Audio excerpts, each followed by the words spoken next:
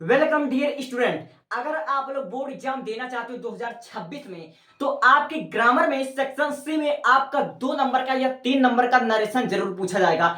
मेरे भाई डायरेक्ट और इनडायरेक्ट नरेशन मैं आज इस छोटे से वीडियो में मेरे भाई मैं आपको 12 एग्जाम्पल करवाने वाला हूं। एग्जाम्पल के माध्यम से मैं आपको हर एक रूल हर एक फार्मूला को बहुत ही बेहतरीन ढंग से समझा दूंगा।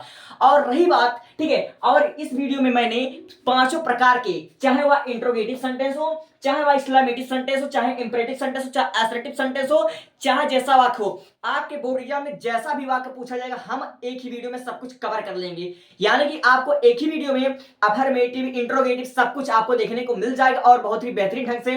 और मैं दावा कर सकता हूं अगर इस वीडियो को आपने पूरा देख लिया तो आपके बोर्ड एग्जाम में नरेशन में एक भी गलती आप नहीं करोगे। ठीक है, बस इसमें मैं 12 एग्जाम्पल आपको कराऊंगा। 12 एग्जाम्पल आपको बहुत ही बेहतरीन ढंग से सीखना है और उसको समझने की कोशिश करना है। तो मैं वीडियो को बिना देर के भी स्टार्ट करता हूं और मैं आपको गारंटी के साथ कहता हूं, आपको दावा के साथ कि समझ में आएगा। ठीक है, नहीं समझ में आया तो मैं पढ़ाना छोड़ दूंगा। ठीक है, सबसे पहली बात आप देखिए एग्जाम्पल।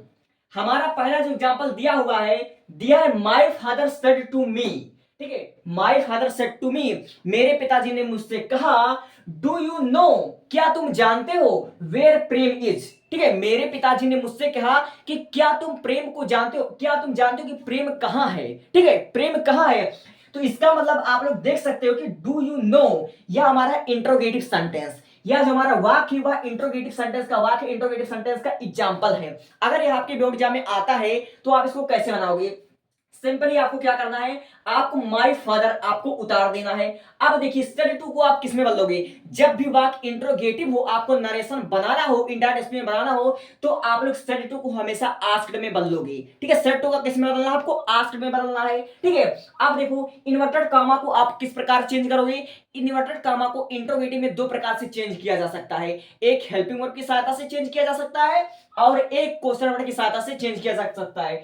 जैसे इसमें दिया हुआ डू यू नो, यानी कि वाक्य हमारा डू से स्टार्ट हुआ है, हेल्पिंग वर्ब से स्टार्ट हुआ है, इसलिए यहां पर हम इफ का प्रयोग करेंगे। अगर यहां पर व्हाट होता, हु होता, वेयर होता, तो यहीं पर हम जो हमारा हुआ वर्ड होता, व्हाट को हम कंजक्शन के रूप में प्रयोग कर लेते हैं। ठीक है, तो मैं इसको आपको बनाता हूं और समझाता हूं।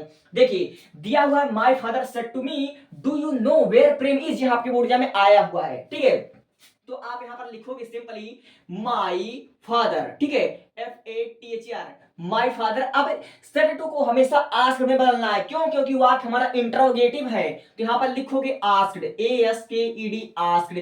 मी, तो यहां पर लिखोगे मी। ठीक है, माई फादर आस्क्ड मी। अब देखो do you know where Prem is. ठीक है, तो यहां पर इन्वर्टेड कामा के स्थान पर आपको इफ का प्रयोग करना है। ठीक है, तो यहां पर सिंपली लिखोगे आप लोग इफ। अब देखिए दिया हुआ है do you know where Prem is. अब यह हमारा इंट्रोगेटिव में है। अब आपको पता होगा कि रिपोर्टेड स्पीच को हम किस में चेंज कर लेते हैं, अफर्मेटिव सेंटेंस में चेंज कर लेते हैं। अब देखिए हमारा दिया हुआ डू यू नो, अब यहां पर हम यू को यहां पर लाएंगे, मगर यू जो हमारा है वह है सेकंड पर्सन। ठीक है, इसमें पर्सन भी चेंज होता है। अगर आपने सन फार्मूला पढ़ा होगा SON, ठीक है, तो आपको पता होगा कि जो हमारा फर्स्ट पर्सन होता है वह हमेशा सब्जेक्ट के अनुसार चेंज होता है। ठीक है, और जो हमारा सेकंड पर्सन होता है वह हमारा ऑब्जेक्ट के अनुसार चेंज होता है और जो हमारा थर्ड पर्सन होता है वह नो चेंज होता है। तो हमारा यू जो है वह सेकंड पर्सन है और यह हमेशा ऑब्जेक्ट के अनुसार चेंज होगा। ठीक है, तो हमारा ऑब्जेक्ट क्या है, ऑब्जेक्ट हमारा है मी। ठीक है, तो आप लोग यू के जगह पर इसका सब्जेक्टिव केस यहां पर लिखोगे आई, सिंपली आपने लिखा आई। अब देखिए दिया हुआ है नो, डू यू नो, यह हमारा प्रेजेंट टेंस में है। अब हमको इसको हम पास्ट में करेंगे, यह हमारा प्रेजेंट इंडेफिनिट है, अब हम इसको करेंगे पास्ट इंडेफिनिट। ठीक है, तो आप लोग नो को लिखोगे न्यू।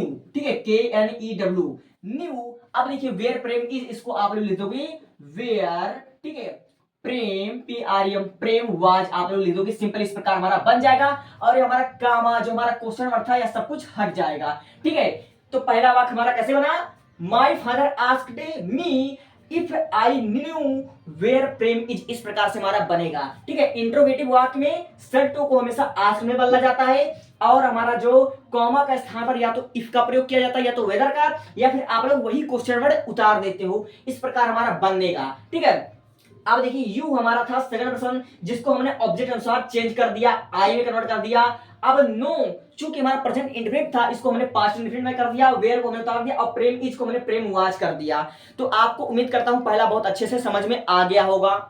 अब इसी प्रकार देखिए दूसरा, दूसरा हमारा दिया हुआ द बॉय सेड, यानी कि लड़के ने कहा, ठीक है, एलास, एलास मतलब हाय, I have waste my time, मैंने अपना सारा समय बर्बाद कर दिया है, ठीक है। लड़के ने दुख भरी हालत में, उसका भाव आप लोग देखिए, ये हमारा कौन सा सेंटेंस है, ये हमारा एक्सक्लेमेटिव सेंटेंस है। कैसे पता चला? क्योंकि जब भी वाक्य में आपको हुर्रे, एलास, ओहो ऐसा सब देखने को मिल जाए और खासकर आपको यह विस्मयादि सूचक चिन्ह आपको देख जाए तो समझ लेना कि वह एक्सक्लेमेटिव सेंटेंस है। यानी कि लड़के ने दुख व्यक्त करते हुए कहा, I have waste my time, मैंने अपने सारा समय नष्ट कर दिया, ठीक है। तो इसको कैसे बनाओगे? आप देखो, द बॉय को आप द बॉय में उतार दोगे। अब सेड को अगर दुखी का भाव है, दुख का भाव है, तो आप लिखोगे एक्सक्लेम्ड विथ सारो। अगर खुशी का भाव है कि hurray I win the match, मैं मैच जीत गया, तो वहां पर लिखोगे एक्सक्लेम्ड विथ जॉय, ठीक है। अब देखिए दिया हुआ है द बॉय सेड एलास, यानी कि लड़का दुख व्यक्त करते हुए कह रहा है मैं बर्बाद हो गया, तो यहां पर लिखोगे द बॉय, ठीक है। द बॉय आप लोग ऐसे उतार दोगे, द बॉय, ठीक है। सेड को आप लिखोगे exclaimed, EXCLIMED, exclaimed with WITH, with सारो, SARROW, लड़का दुख व्यक्त करते हुए कह रहा है। अब इस डबल इन्वर्टेड कॉमा के स्थान पर आपको दैट का प्रयोग करना है, दैट, यहां पर लिखोगे दैट, THET दैट, ठीक है। अब देखिए I have waste my time, तो हमारा आई कौन सा पर्सन है? तो आई हमारा फर्स्ट पर्सन है, ठीक है। आई हमारा फर्स्ट पर्सन है जो कि चेंज होगा सब्जेक्ट के अनुसार, ठीक है, इसके सब्जेक्ट के अनुसार। तो द बॉय, ठीक है, तो द बॉय के अनुसार चेंज होगा, तो यहां पर लिखोगे द बॉय के स्थान पर आप लिखोगे प्रोनाउन, इसका लिखोगे ही। अब देखिए हैव वेस्टेड माई टाइम, यह हमारा है प्रेजेंट परफेक्ट टेंस, ठीक है, प्रेजेंट परफेक्ट टेंस है। और चूंकि हमारा जो रिपोर्टिंग स्पीच है या सेड है हमारा यह पास्ट में है, तो इसके अनुसार हमें इसको पास्ट परफेक्ट टेंस में चेंज करना पड़ेगा, ठीक है। तो यहां पर लिखा है I have waste my time, तो यहां पर आप लोग लिखोगे ही, आई के स्थान पर ही, अब हैव के स्थान पर लिखोगे हैड, ठीक है। यह हमारा पास्ट परफेक्ट टेंस हो गया। अब वेस्टेड, WASTED, वेस्टेड, ठीक है, वेस्टेड आपने लिख दिया। अब देखो माई टाइम, ठीक है, तो माई टाइम, तो माई के लिए जो हमारा सब्जेक्टिव केस, जो हमारा ऑब्जेक्टिव केस लगेगा, वो आप पहली बात तो माई हमारा फर्स्ट पर्सन है और इसके अनुसार ये हमारा चेंज होगा, ठीक है। द बॉय के अनुसार यह चेंज होगा, ठीक है, क्योंकि कौन कह रहा है? वह बच्चा कह रहा है। तो माई टाइम यानी कि मेरा समय नहीं खराब किया उसने, उसने अपना समय खराब किया है। तो इस द बॉय के अनुसार लिखोगे his time, wasted his time, his time, TIME time यहां पर लिखोगे। अब यहां पर क्वेश्चन नंबर सब कुछ हटा देते हैं। तो उम्मीद करता हूं दूसरा आपको समझ में आ गया होगा। The boy said alas I have waste my time, लड़का दुख व्यक्त करते हुए कहता कि हाय मैंने अपना समय बर्बाद कर दिया। तो इस प्रकार इसका बनेगा द बॉय एक्सक्लेम्ड विथ सारो, लड़का दुखी व्यक्त करते हुए कहता that he had wasted his time, उसने अपना टाइम बर्बाद कर दिया, ठीक है। तो उम्मीद करता हूं आपको दूसरा भी समझ में आ गया होगा। अब बढ़ता हूं तीसरे की तरफ। अब देखिए तीसरा क्या है। तीसरा हमारा दिया हुआ है he said to his friend, वह अपने मित्र से कहता है प्लीज यानी कि कृपया, गिव मी योर बुक यानी कि मुझे अपना पुस्तक दे दो।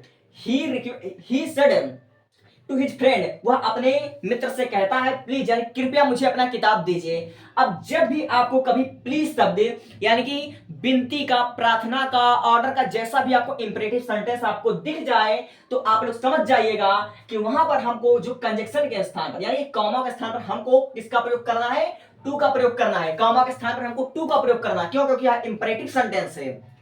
अब ही को आप लोग ही उतार दोगे, लेकिन सेड टू को आपको किस में बदलना है? जब आपको कहीं प्लीज दिख जाए तो आपको रिक्वेस्टेड टू में बदलना है, और यह आपके बोर्ड एग्जामिनेशन में आ चुका हुआ है, ठीक है।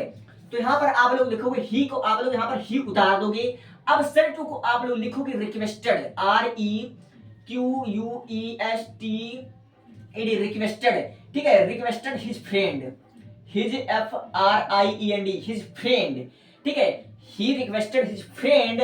अब देखो इस कॉमा के स्थान पर आप लिखोगे टू। अब टू लगाने से आपका प्लीज हट गया। अब यहां पर सीधा आप ये उतार दोगे, तो यहां पर लिखोगे गिव, GIV, गिव। अब देखिए मी, मी हमारा है फर्स्ट पर्सन, ठीक है, फर्स्ट पर्सन का ऑब्जेक्टिव केस है।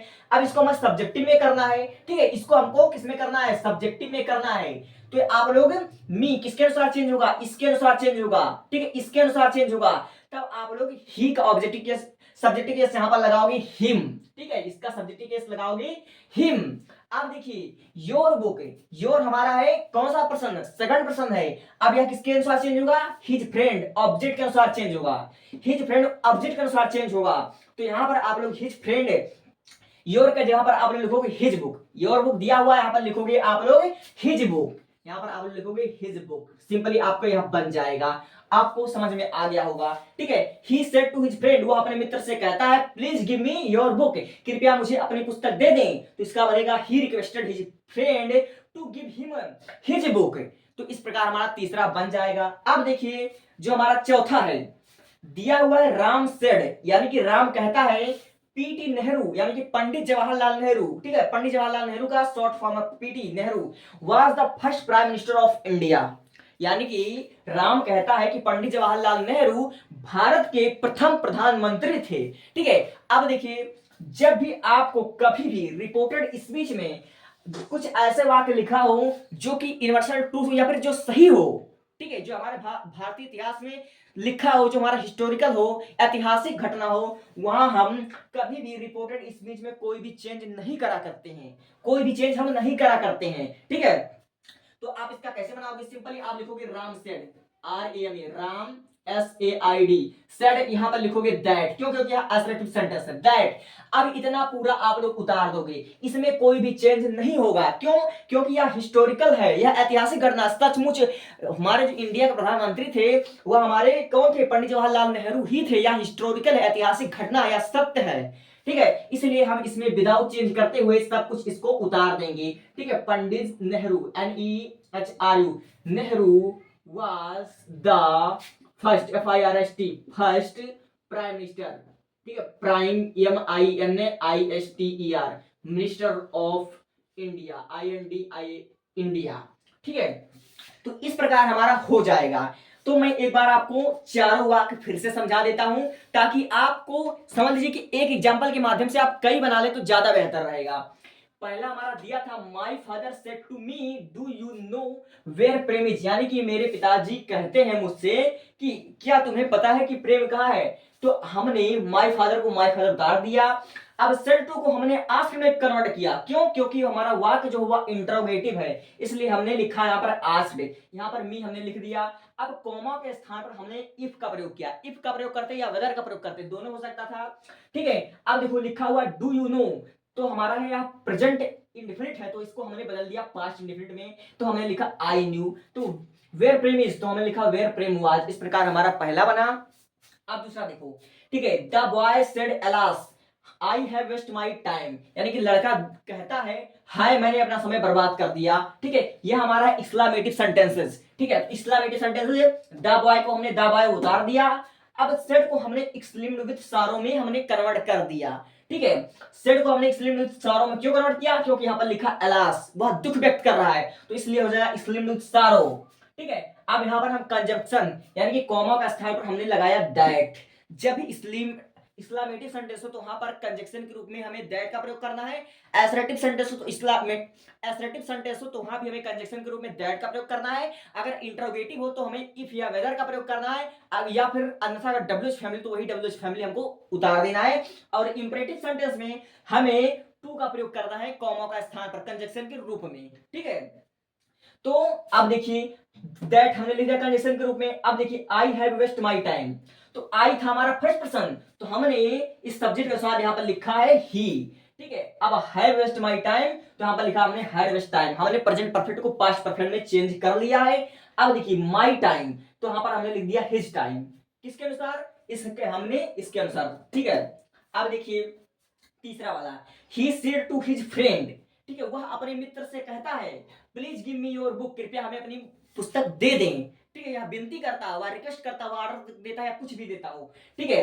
तो हमने लिखा he requested his friend to give him, ठीक है, हिज बुक। इस प्रकार हमारा बन गया। कंजंक्शन हमने टू का प्रयोग किया, सेड टू को हमने रिक्वेस्टेड में चेंज कर दिया। अब देखिए चौथा एसरेटिव सेंटेंस, राम कहता है Pandit Jawaharlal was the first prime minister of India, कि पंडित जवाहरलाल नेहरू भारत के प्रथम प्रधानमंत्री थे, जो कि एक हिस्टोरिकल तथ्य है। ठीक है, हमारा हिस्टोरिकल फैक्ट है, इसलिए हमें यहाँ पर लिखा राम सेड दैट, और अंदर का हमने रिपोर्टेड स्पीच को कोई भी चेंज नहीं किया। ठीक है, तो इतना आप लोग स्क्रीनशॉट लिख लीजिए, और मुझे उम्मीद है कि आपको यह समझ में आ गया होगा। ठीक है, अब उम्मीद करता हूं कि आपको यह समझ में आ गया होगा। ठीक है, आप लोग कमेंट कर दीजिए आपको समझ में आ रहा है कि नहीं, और इसके मात्र 2 घंटे बाद हम इसका पार्ट 2 आपको हम तुरंत अपलोड कर दे रहे हैं। अगर हमारे बताए हुए अगर आपने 12 चीजों को आपने कवर कर लिया तो बोर्ड एग्जाम में आपका एक भी नंबर नहीं कटेगा। Thank you, thanks for watching.